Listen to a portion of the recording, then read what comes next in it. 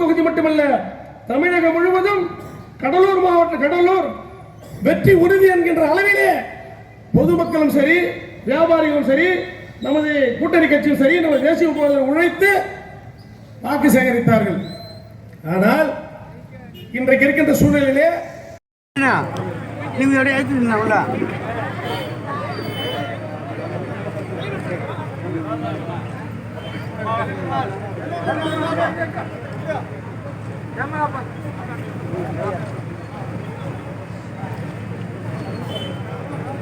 அடுத்ததாக வழங்கிக் கொண்டிருக்கிறார்கள் கழகத்தினுடைய தோழர்கள். எந்த இடத்திலும் நிதி கேட்காமல், எவரிடத்திலும் நிதி கேட்காமல், தான் உழைத்து சம்பாதித்த பணத்தில் கேப்டனை போன்றே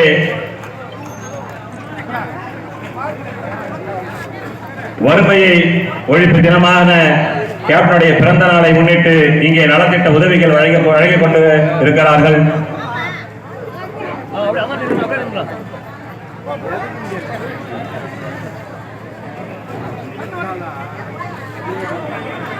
வழி விடுங்க, அவங்க வரவங்களுக்கு போகிறதுக்கு வழி விட்டுருங்க.